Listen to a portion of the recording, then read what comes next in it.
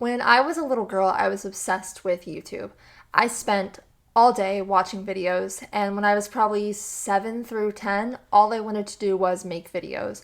I would use webcams on computers, and I would use my parents' really old, like 2000s camcorder that you had to like directly plug into a computer to import things from. It didn't even have like an SD card. It barely even worked, but I made a video of everything. I made videos with my American Girl dolls, my littlest pet shop, random things that I was doing. I got so creative with it because all I wanted to do was make videos. My parents had this old PC laptop. It was humongous. And I remember I would sit in the office until my bedtime watching YouTube. I watched all the YouTube channels that you probably grew up with. I watched like Bertaley, Shaytards, Minecraft YouTubers, like you name it, I probably watched it. Gen X Pen, I was obsessed with her.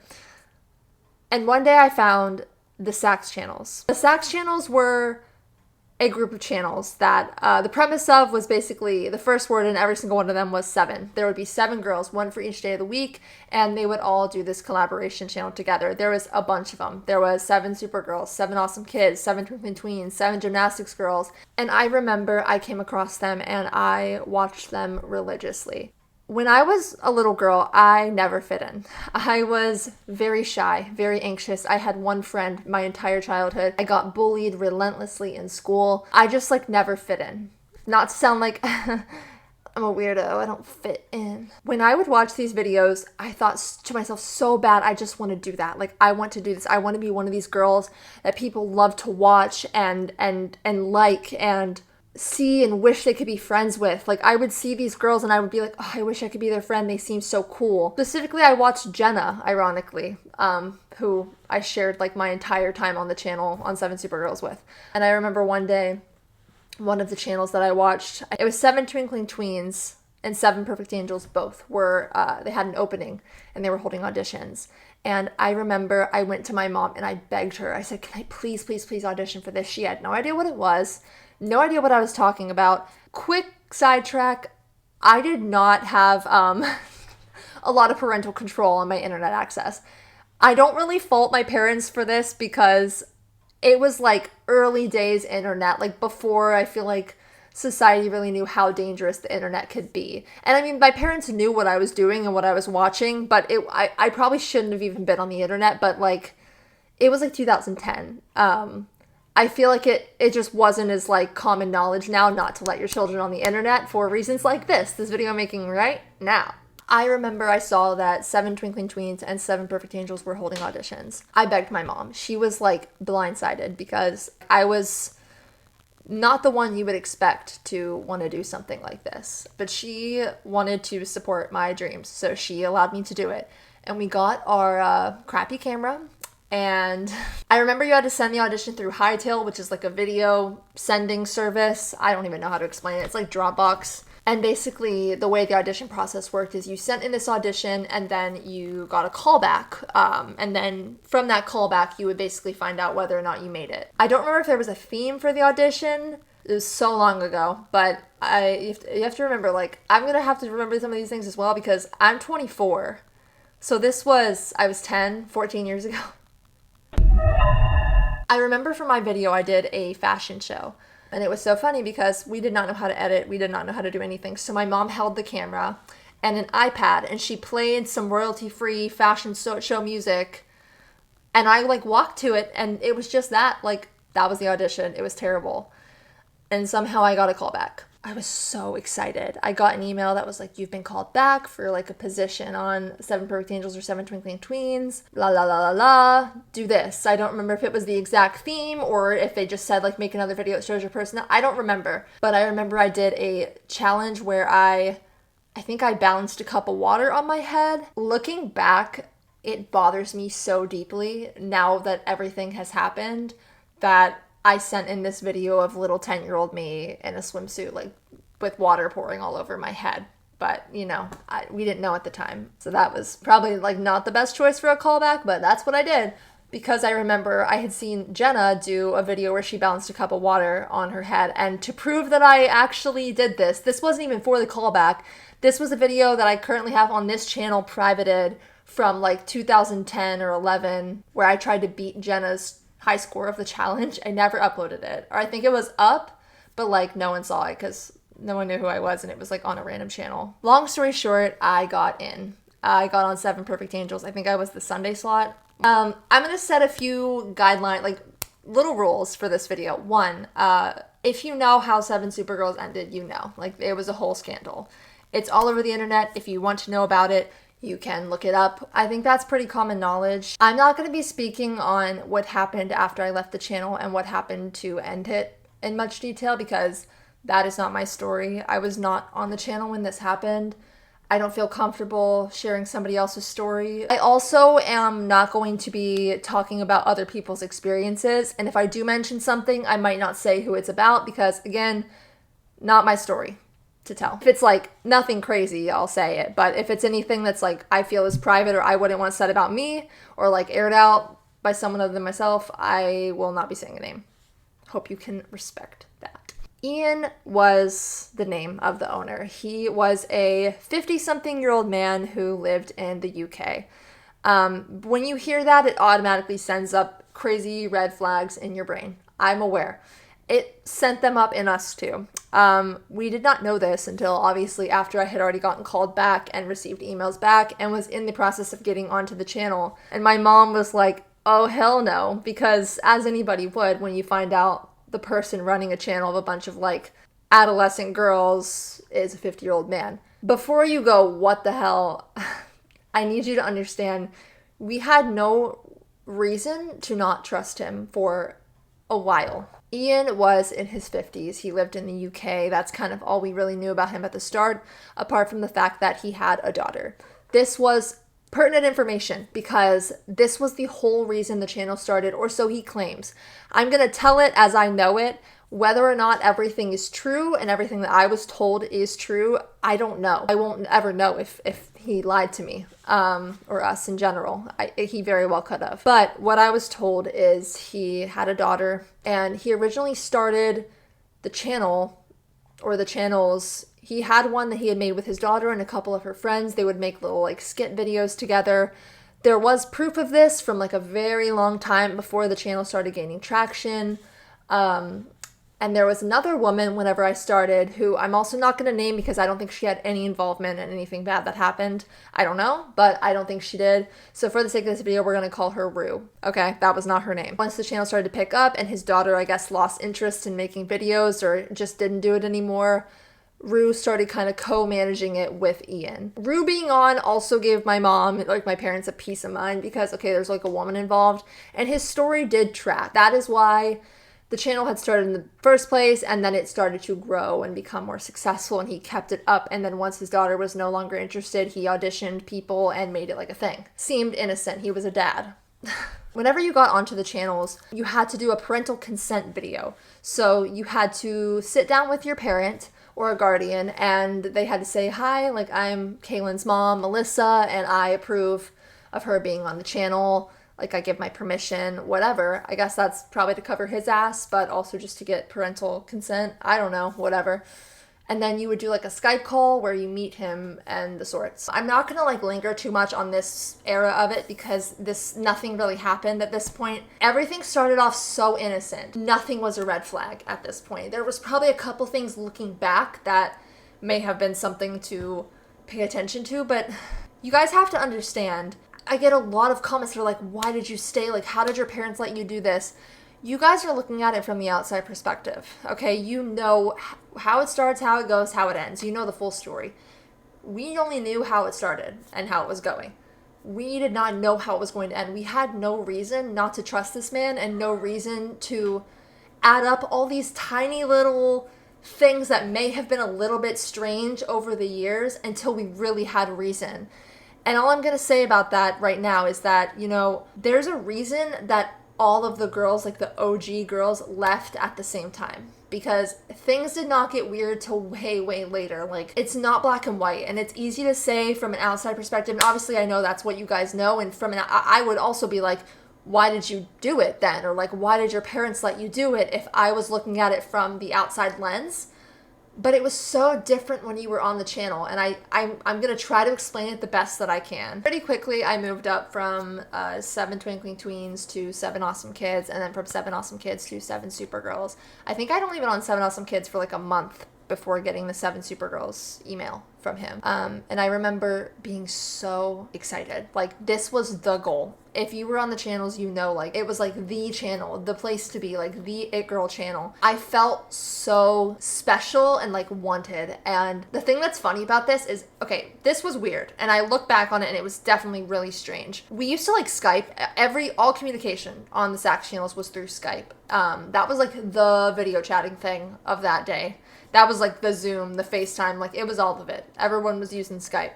And so we would like Skype, and he would like sometimes just like be in our Skype calls. Like he would like come on and talk to us briefly or whatever, because we would Skype like in the group chat that we had for the channels. That was weird. I look back on that and that was definitely weird. But on one of these times that he joined our Skype call, I don't remember how we got to this topic, but he admitted to me that he almost didn't let me on the channel because he didn't think I was good enough. Bitch, I was 11! Like, that's actually crazy. So I moved up to 7 Supergirls. Around this time, my mom wanted to get more involved in the channels, primarily for my safety. She wanted to kind of like be more involved and keep tabs on what was going on, so she kind of knew what was going on at all times and could pinpoint if something was weird, as any parent probably didn't fully trust this man. The Sax channels had this thing called the Parents Committee. Parents could get brought onto this committee and they would help him kind of make decisions for the channel, or they would discuss things every week. He would like give them information. One thing I get a lot of questions and comments about is parents, and I will get to that more, but my mom did join that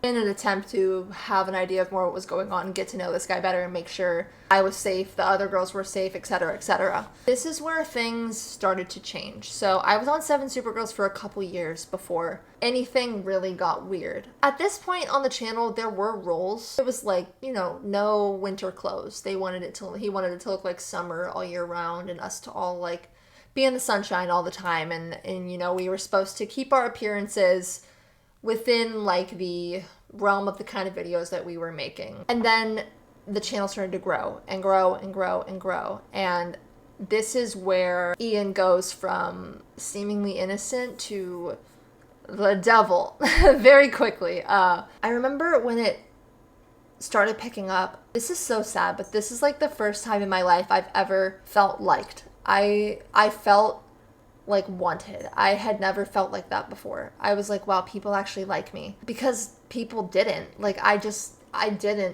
remember feeling like, wow, I'm finally like one of those girls like I wanted to be. I think it's funny because I think a big misconception that people have in general about me, and I still get comments about this, they're like, oh, like I hated you so much because I just know you were like the popular bitchy girl. No. Glad I could fake it till I make it, but no, that could not have actually been further from the truth, I fear. When I was about 12, I was in 7th grade, I was doing 7 Supergirls full time. You know, I was starting to get paid from it a little bit. It was becoming more of like a job. It was still like a fun job, still something I like enjoyed doing, but you know, more of a job nonetheless. It was starting to get a little more serious as the channel picked up. Before it was like silly little videos, but now it was like, oh, silly little videos with a check. I was in school, I was in public school, and I started homeschooling in 2012 in 7th grade. One, because it was becoming more of a job, but mostly because I was struggling so bad. I was having the literal worst year of my life, like in school. I would throw up before school every morning. I was having such bad anxiety, daily panic attacks, crying before school. I remember one time my teacher had to come physically pull me out of the car at the car rider lane. I was getting really heavily bullied for just in general, because I always was, but because of like the fact that I was doing YouTube.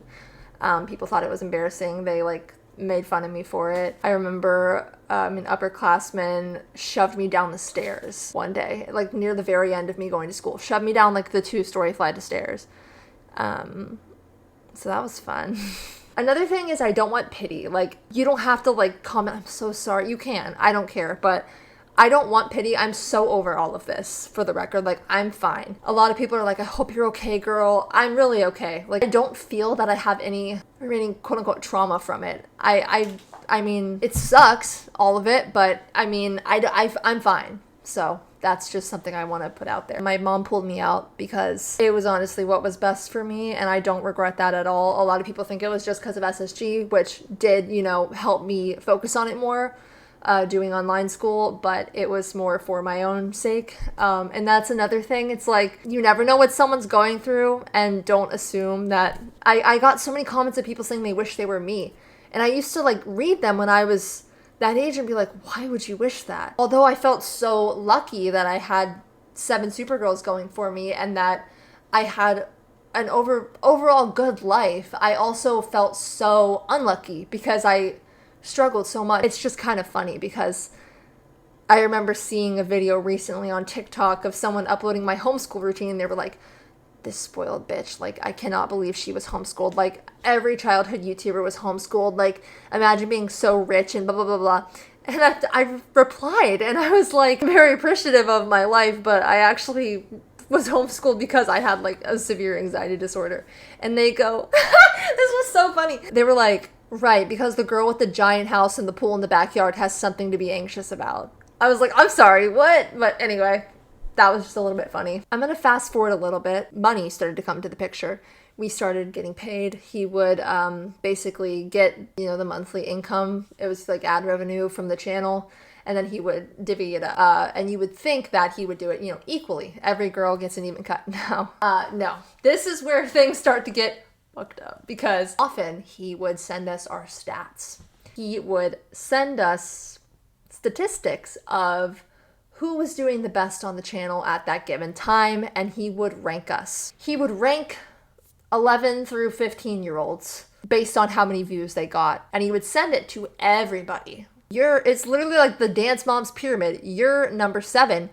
You suck. But he would threaten whoever was at the lowest position. He literally was like, if you can't get your views up, you're gonna be replaced. He would pay us, as far as I'm aware, I don't remember if it was always like this. I was not the one in control of my money because I was a minor. My parents were, you know, dealing with my income. But he would pay you based on your position, like your ranking on the channel. I'm not sure how he determined how much to pay. I think he just like fucking decided. And I also think he kept like most of the money. With the growth of the channel also came sponsorships. You're about to hear a lot about these sponsorships because this is where everything starts. 2015 is when everything really, really changed. We were no longer just 7 girls who lived all over the world and made videos together on this joint channel, but now we were 7 girls who lived all over the world making videos on this joint channel who were being sent on brand trips. This was like huge. We were all so excited. He told us that, I believe it was Justice, was funding a trip for all of us to go to Anaheim, California to do sponsored work for them. Basically, all of us together in videos wearing their clothing. All of us were flying out. Everything was comped. Our flights, our hotel. He would rent an entire block of a hotel all for us, so every girl would be like door to door to door. Like, we could open the doors and like go in between each other. Our parents came, people's siblings came at the start. We'll get to that. It was like so surreal. I remember it was my first time ever going on a plane. I had never been out of Texas. It was so surreal. Like, I never thought something like that could happen to me.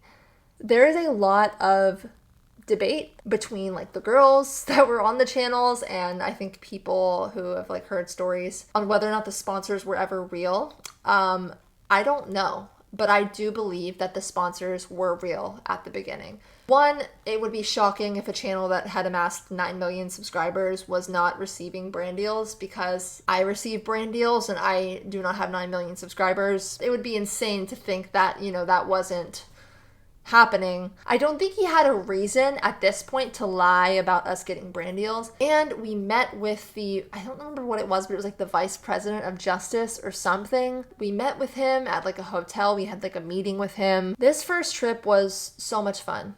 I have such like, that's like probably the fondest memories that I have. All the girls clicked immediately. It was so much fun. We all got along. We would like hang out in a hotel room every night after filming and doing stuff on the trip and just like talk and eat candy And it was truly so much fun. At this point, my mom had been on the parents committee for years. She was like really involved with everything going on. I remember when we started getting sponsors, the way it would work is they would send us, in this instance, Justice would send us a catalog of all of their, their new line for summer or whatever it was, back to school. I think we did like a back to school fashion show on this first trip because it was like July of 2015. They would like send us the catalog, and then basically we had to, not us, but he was supposed to pick out outfits for all the girls, like several outfit options for all the girls out of, what we were given to work with. He put that on my mom. My mom did all of that. She would spend a lot of time trying to tailor them because obviously like this wasn't our personal styles. I mean, we were like at this point 15. Most of us were around the same age. Some of us were a little younger, some of us were a little older, give or take, but we were median like 15 years old. So we weren't really wearing Justice at this point. Although I was wearing Justice underwear because they were really comfortable. But that's between me and God. We weren't really wearing that. So, the clothes were a little bit younger, so to speak, than how old we were.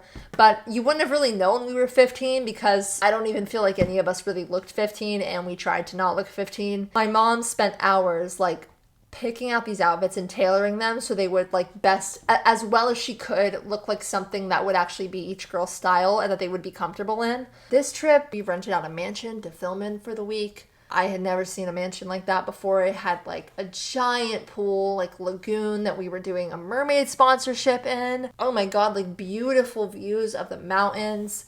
It had massive rooms on like a movie theater. None of us like ever seen anything like that before. It was a massive house. I can't even imagine how much it cost to rent it out, but that's where we were shooting all of the videos.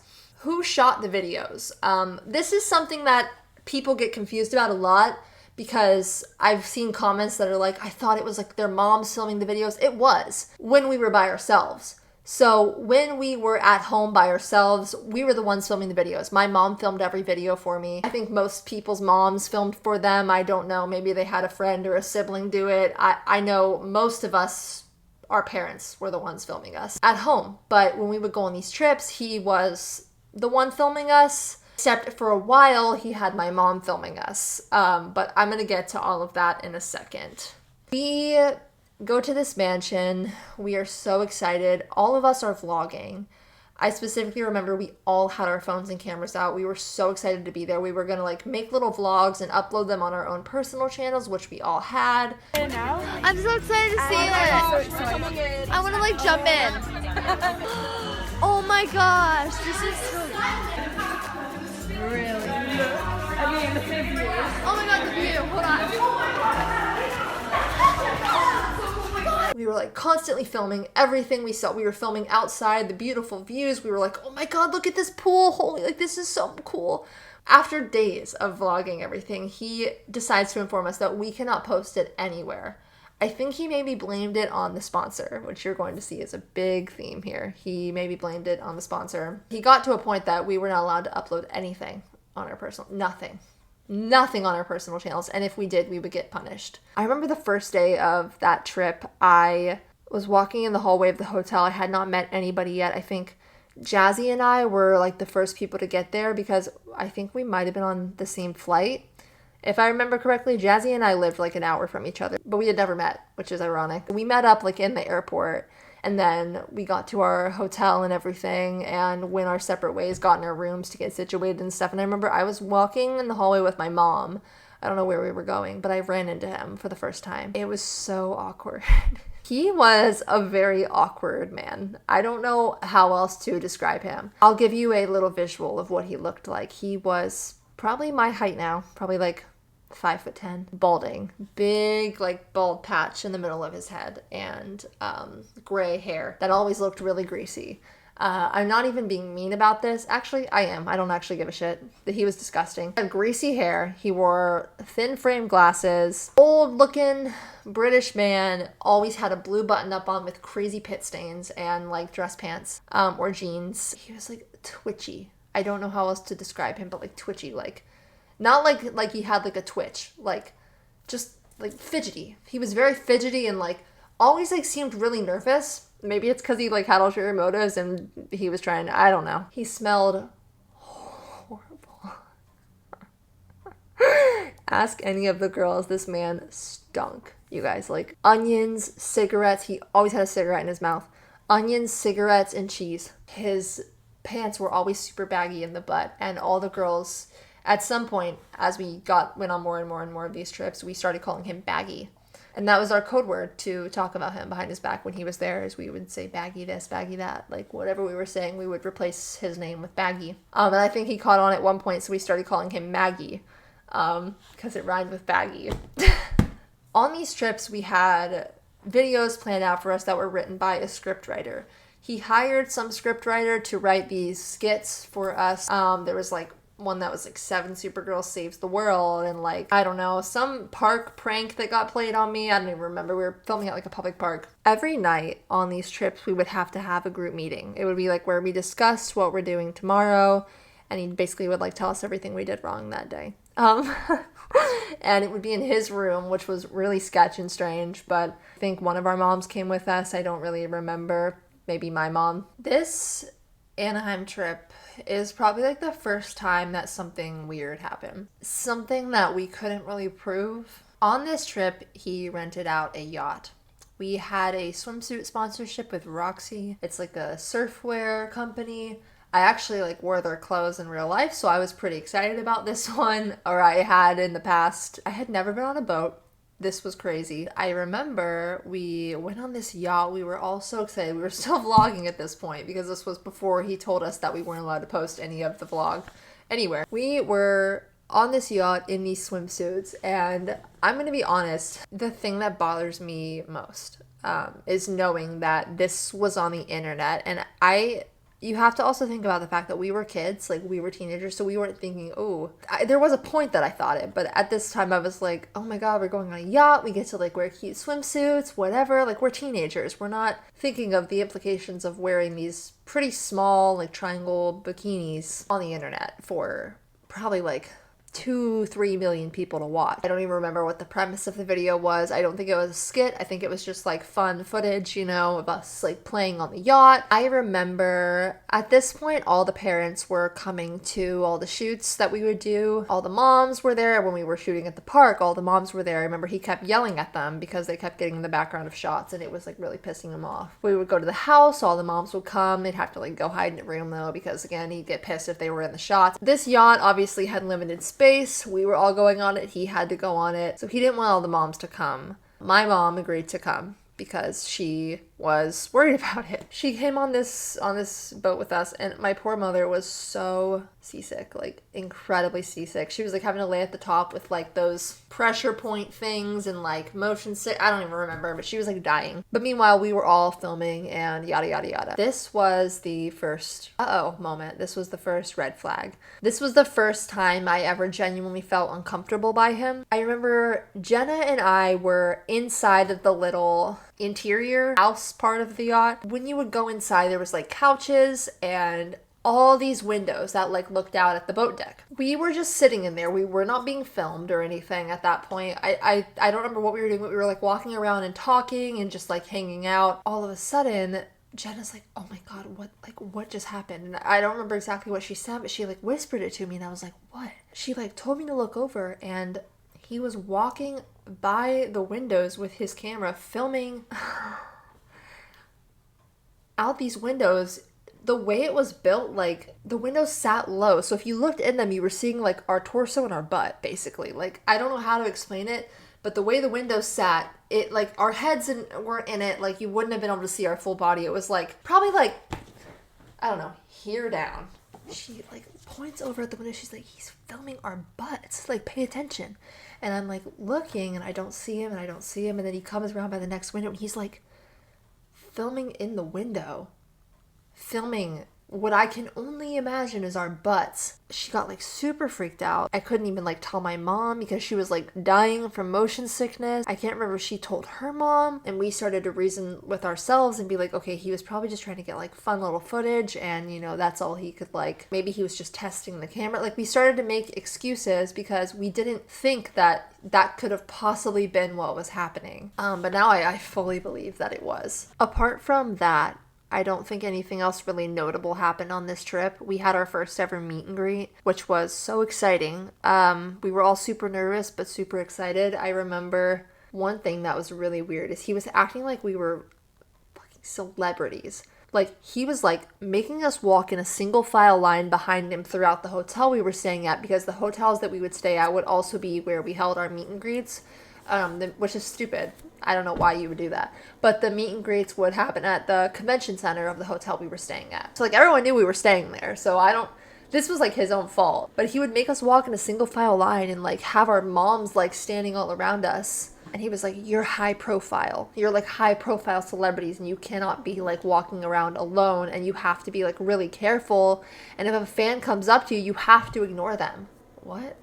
Like, we're having a fucking meet and greet. Why would we ignore our fans? The ignoring the fans thing is also like a theme that occurred because at every meet and greet, I remember there was this rule that...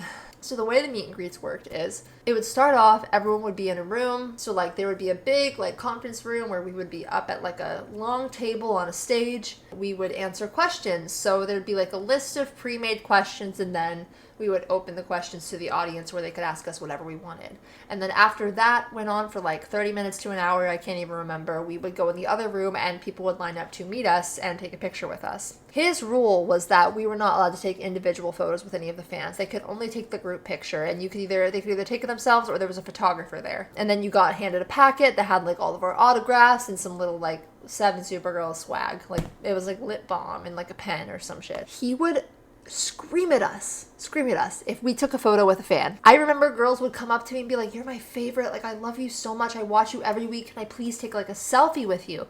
And I'm not gonna say no because I'm not a bitch, like sorry, but I'm going to say yes. I'm sorry, Ian, but these are my videos that I make. I understand you run the channel, but I'm the one that makes these videos, and these are the people that watch my videos. If I want to take a picture with them, I'm going to take a picture with them. And I understand logistically why he was putting that rule in place, because he didn't want to, if one person gets a picture with one girl, then everybody's going to think it's okay to take a picture with one girl, and then we'll run overtime. I understand that to some extent. I'm also not going to say no.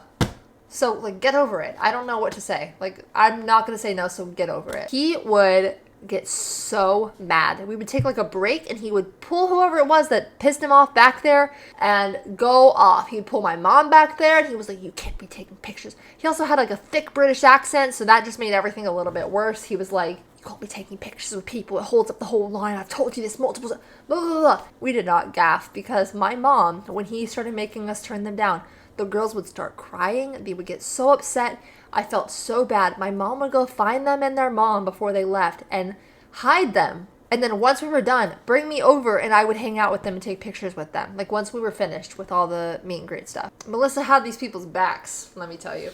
When we would do these meet and greets, we had like a host. This was his cover. Lauren, who I love so dearly. She was on one of the channels at one point and then I think left the channels but was working with him on the show. Like she was like the creative director. So she would help with themes and video ideas and she would communicate with us sometimes and she would host the meet and greets and she came on every trip.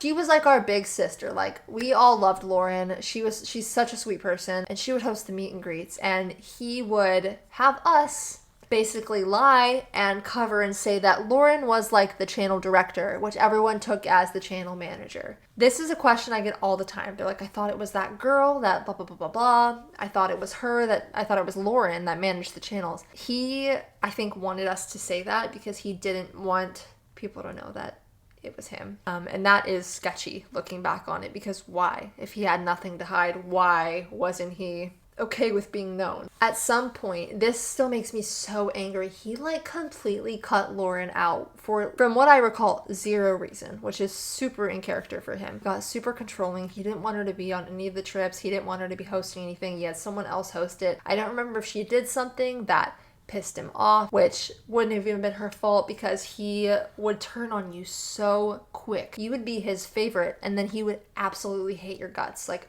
a day later if you did one wrong thing. He wouldn't let us even like go in rooms with her and talk with her. Like I told you, we would all, sit in a hotel room and hang out afterwards. He stopped allowing us to do that with Lauren. Why? I have no fucking clue. It was so ridiculous. Made me so sad.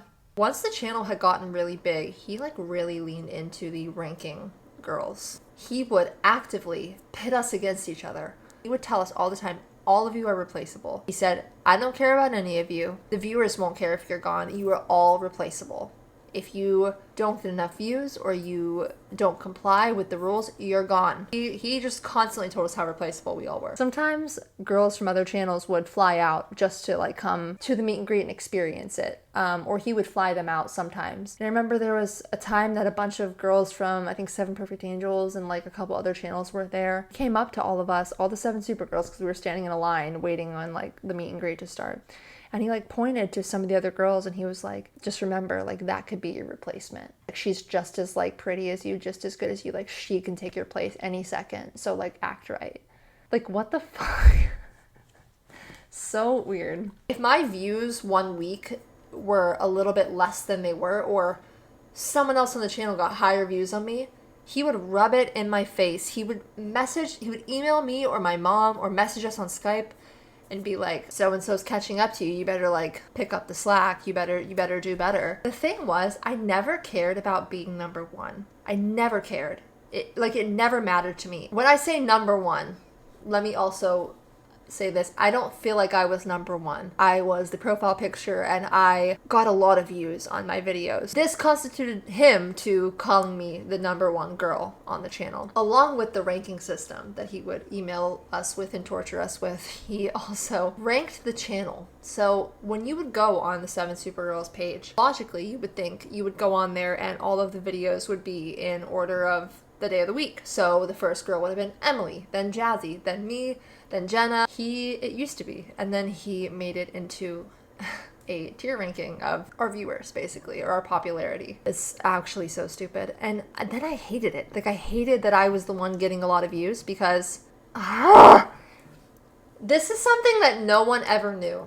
But he would literally make me out as some, like, evil, backstabbing bitch. My mom had become, I'm not going to name names here just because I don't feel like it's necessary. My mom had become really good friends with another girl's mom on the channels, and eventually she got onto Seven Supergirls, and she came on a trip with us. This is, like, way down the line, but I'm just going to mention it now because I'll probably forget. He was sitting with that mom, and we only know this because she told us, because she knew it was absolute bullshit. He told her that, you know, you need to like watch it.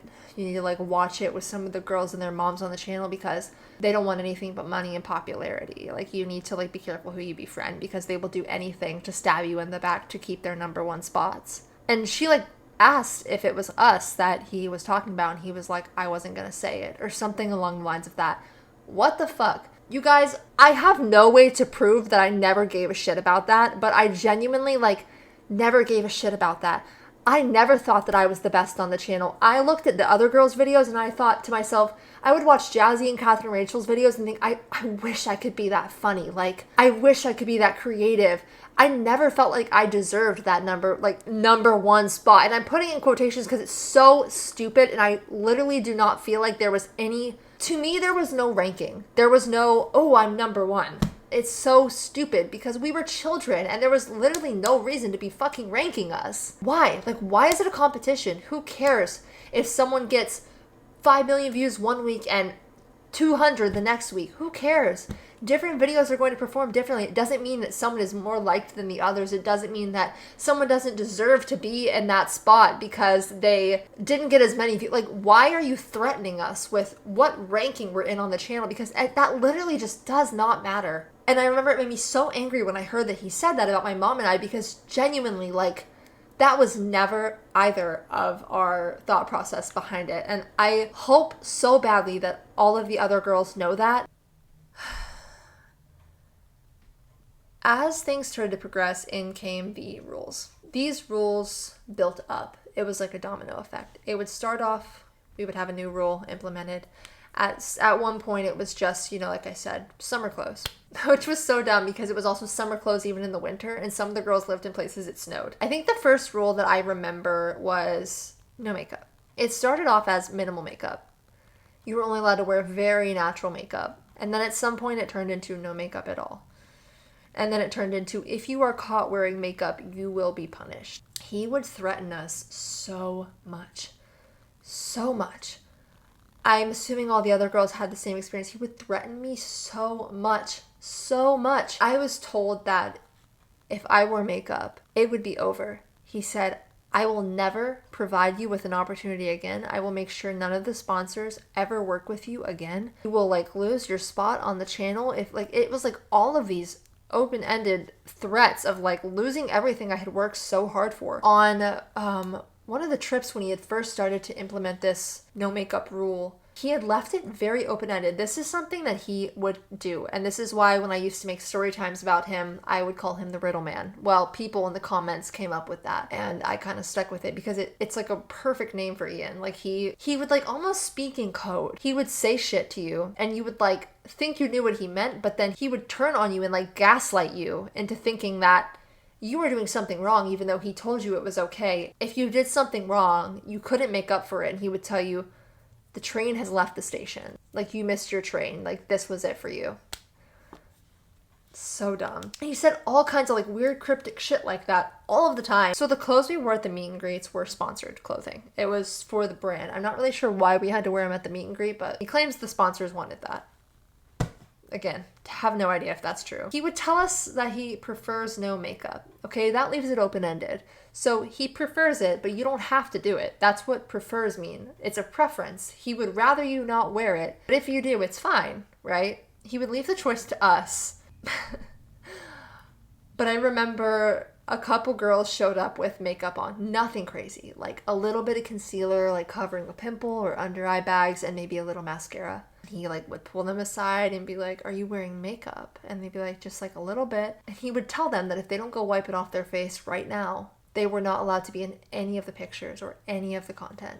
He would completely exclude them and kick them out of the video. Those are like your most insecure years too, where you're wanting to wear makeup. I mean, a lot of people have acne or things going on and all the other girls are wearing makeup. So why shouldn't you be allowed to? And it was fine because it was like just in the videos. But then, I would think about, wow, like 8 million people are going to see this and I have eye bags. So it wasn't the best for self-confidence. So we had to have a full cohesive natural hair color, brown or blonde. Well, kids won't have colored hair. 12-year-olds aren't going to have colored hair. And he made me go to the hair salon and dye the highlights out of my hair. Then the hair thing took another extreme. No cutting hair. You were not allowed to cut your hair at all. You had to consult him for a trim. Literally, you had to ask his permission to get half an inch of dead hair cut off of your hair. Like, what are we, a cult? Then it was no nail polish, even though why? Like, kids wear nail polish. Then it was no plucking eyebrows. This one got me. I had very, like, overgrown eyebrows. They would grow all down on, like, this part of my eyelid. It made me so insecure to have hair there because you also have to remember, like, I was a teenager at this point. Yes, I was homeschooled, but I was a competitive swimmer. I had friends at this point. I was going to swim and seeing people, and I had these overgrown bushy ass eyebrows that were not shaped at all, and I was not allowed to pluck them. And I've told this story on TikTok before, but I'm going to tell it again. One time I was so fed up with it. I did not give a shit anymore. I was like so tired of my face. Every time I would put makeup on in my personal life, I would try to cover it with concealer and then it would just make it look worse. And I hated my eyebrows so much. I was so tired of them looking like that. And I was like, why does this matter? Nobody is looking at my eyebrows this closely and thinking, she has plucked eyebrows, so she must be 16. I plucked my eyebrows one night. I like plucked a few hairs. It was like 5. I'm not even joking. Like barely anything. I looked in the mirror and I could tell like the very slightest, it like barely looked any different. And then I started to get scared. I was like, I don't want to get in trouble. So I stopped. I send in my video to him that week. The way it would work is we would create the videos and we would send them into him through what I mentioned, the audition got sent through Hightail. So we sent him in the video and he would upload it. None of us had access to the channel. We didn't have password, email, anything. Like, we just sent him our videos. Sent him my video this week. Immediately, I get like a whole entire dissection of my video in my Skype messages. And I'm like, oh, here we go. And he is contacting my mom and he's going, it looks like Kaelyn has plucked off a couple of hairs off of her left eyebrow. Did she pluck her eyebrow? And at first my mom was like, oh my God, like I'm just gonna lie, and was like, no. He was so insistent. He kept asking like, ask her right now, like, are you sure? He made us go on a call And he made me admit to my mom, even though she already knew, and him, that I did in fact pluck a little bit off my eyebrows. I got in so much trouble with it. He was so angry, and he told me that he informed, this was so stupid, I don't know why. I don't even think we believed it at this time, but I don't even know why. Like, he told me that, he claimed that the eyebrow thing was a sponsor rule, like they didn't want our eyebrows plucked, which is literally bullshit. I had to admit to him that I plucked my eyebrows, and he told me that the next day he messages me and he tells me that he emailed Gap, which was one of our sponsors. It was like Gap Kids. And he goes, I informed them of like what you've done, and they said they no longer will be working with you until your eyebrows grow back out. I was like, what the fuck? So he then goes on to tell me that I'm gonna lose out on all my sponsorships for the next couple months as a punishment. He isn't going to like let me be in any of the sponsored videos. He did not send me any of the sponsored clothing. All the other girls got to keep doing their sponsorships and keep getting, their money from it. I was not allowed to. I was completely cut off. And he also took portions out of my income because I plucked 5 hairs on my eyebrow. And on top of all of that, for the next like 6 months, I had to send him up close photos of my face to prove that my eyebrows were growing out. It's like he like got off on like controlling us. It was so strange. Like, he loved to be in control, and he knew he could because he was literally like holding all of our opportunities in his hands. He knew he was able to manipulate us to kind of do whatever he wanted, because I don't even know how he did it looking back, but he somehow was able to. This is what he told us, and this is what he told us about every rule he created. The sponsors want you to do this. The sponsors don't want you to do that. The sponsors do not want you to cut your hair. The sponsors do not want you to wear makeup. The sponsors do not want you to pluck your eyebrows. They want a natural, young look. I remember like looking at like Justice catalogs when we were working with Justice, and he told us that Justice was strict on no makeup, no shaved legs, no plucked eyebrows, all this shit. But like, if you look at the ads and like catalogs and like on the website of the girls that model for them, they have on makeup. They probably shaved their legs. Like, I fully 100% believe that every rule he made up was a weird fetish thing that started to kind of unveil as he got more and more and more in control and more money hungry. These aren't even the rules that are super weird. It starts to get even worse. No. Bras. This was near the end, this rule. This was near the point that I left. We were not allowed to wear bras. It started off as, the sponsors don't want your bra straps showing because they want these clothes to be marketed towards girls who don't wear bras, like children. No bras at all. Even in videos that were not sponsored clothing. No bras. None. Look, I'm part of the Itty Bitty Titty Committee. I don't have much work in here, but if anyone else out there is part of the Itty Bitty Titty Committee, they're like pointy. And I'm also always cold, so they're always like pointy. If I'm not wearing a bra, like, that made me so uncomfortable. I was 16 years old. I did not want the whole world on the internet to see my I would get these bandeaus, which are like strapless bras that just go here, and I would wear them under my clothes in the video. They didn't add anything, they just like covered, but you could see them through, how like if someone has a tighter fitting shirt on, you can see their bra clasp at the back, you could see the bandeau through the back. So whenever I would film clips where I was walking backwards or you could see my back, I would take off the bandeau in the middle of filming and film that clip and then put it back on for all the front-facing shots, which is so ridiculous and weird. No underwear in leotards. We used to do sponsorships for gymnastics leotard brands because we would collab with 7 gymnastics girls. He would also bring them out on some of these trips, and we would all wear leotards. We were not allowed to wear underwear in them. It didn't matter if you had a camel toe. It didn't matter if you could see through the leotard. No underwear, or you would be kicked out of the video. No shaving legs. This one took place right before I left. We were not allowed to shave our legs. He wanted to be able to see our leg hair. I'm sorry, the sponsors wanted to be able to see our leg hair because little girls don't shave their legs. Little girls don't pluck their eyebrows. Little girls don't wear makeup. Little girls have long hair. But we were not little girls. We were 16. This is going to be a 2-part video because it's a lot. So if you want to hear the rest, go check out part 2.